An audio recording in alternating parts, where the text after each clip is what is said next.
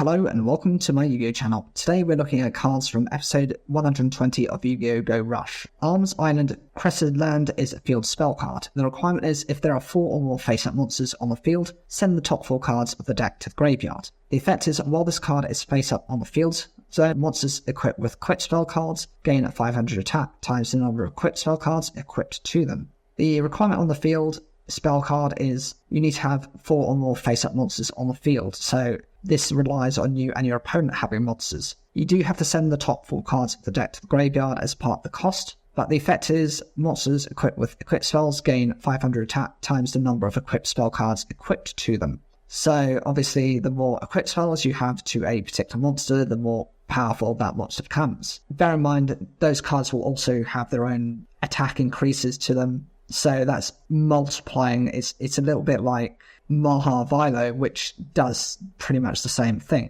Since Rush Duels only allows you to have 3 cards on your field, you will get an increase of 1,500 attack points at the very least. That's forgetting all the equipped cards you have on that monster. It says here in part of notes, I think this is Crescendo plus land, and it sounds like Graceland. That's the reference. Hate Lock Arrest Thief is a normal trap card. The requirement is if a face-up psychic monster on your field is destroyed by your opponent's attack or effect. The effect is to set all face-up equipped spell cards on your opponent's field. Until the end of the opponent's next turn, your opponent cannot activate the cards set by this effect. Also, if you control no monsters, then during this turn, you take no battle damage. The requirement on this is you need to have a face-up psychic monster on the field. It has to be destroyed by either your opponent's attack or effect, so you are reliant on your opponent to do something before you can engage with this card effect. The effect lets you set all face-up equipped spells on your opponent's field, so it kind of almost shuts them down,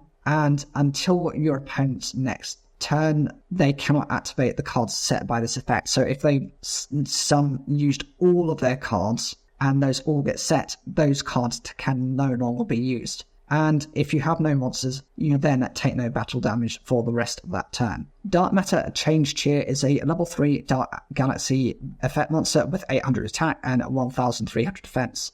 The requirement is during the turn, this card is normal summoned, and if you control a face-down monster on your field, the effect is to send the top card of the deck to the graveyard. Also, if you send a monster to the graveyard with this effect, you can choose one at a level, it doesn't mention specifically what that is, Galaxy monster with 1,300 defense in your graveyard and add it to the hand. Then it changes this card to face-down defense position. The requirement can only be activated when this card is normal summoned and you need to have a face-down monster already on your field. The effect, you do have to send the top card of your deck to the graveyard, but that's pretty easy to do. And if you send a monster to the graveyard with this effect, you can then take a specific leveled monster that happens to be a Galaxy monster with 1,300 defense in the graveyard, and then it goes to the hand. Then this card is changed back to face-down defense position. Contact Dark Matter Cheer is a level 1 Dark Attribute Galaxy normal monster with 0 attack and 1,300 defense. It's just part of the archetype, it's just fine, it does what it needs to.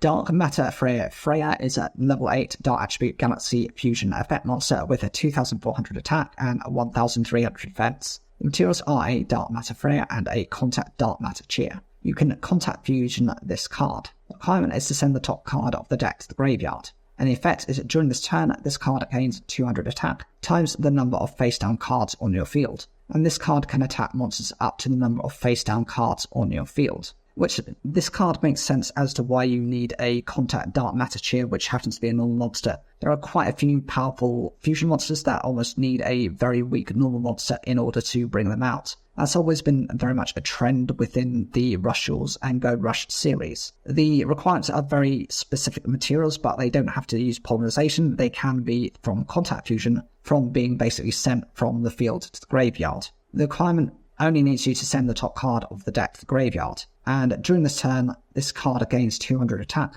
multiplied by the number of face-down cards on your field. Maximum you can have outside of itself is 5, so you can get potentially up to 1,000 attack points on this card, making it up to a 3,400 attack monster. And this card can attack monsters up to the number of face-down cards on your field. Most likely you're going to max out as much as possible, but you're going to get potentially 2 attacks off, maybe 3 if your opponent has all 3 monster zones filled up. as it's only attacks on monsters that apply. Even if you had face-down cards which exceed that, it only allows for attacks on monsters. Dark Matter Cheer is an equipped spell card. The requirement is if you control a face-down monster, you can equip this to a face-up Dark Galaxy monster on your field. The effect is when the equipped monster destroys an opponent's monster by battle, you gain 1,000 life points times the number of face-up equipped spell cards on the field. If the equipped monster is Dark Matter Enigmata, it can attack twice each turn.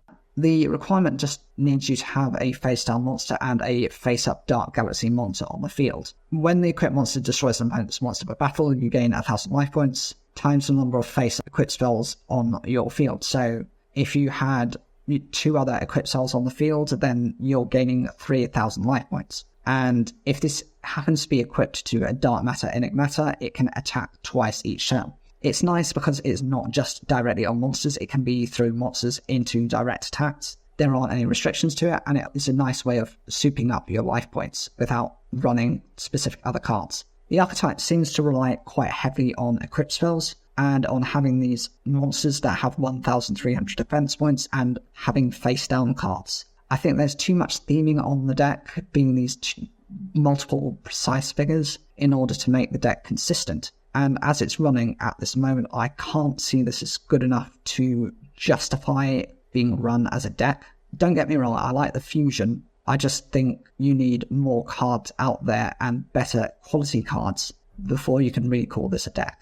But I'd always like to hear what you guys think in the comments section down below. Make sure to like the video, it really helps support the channel. And if you can subscribe, that'd be great. Thank you.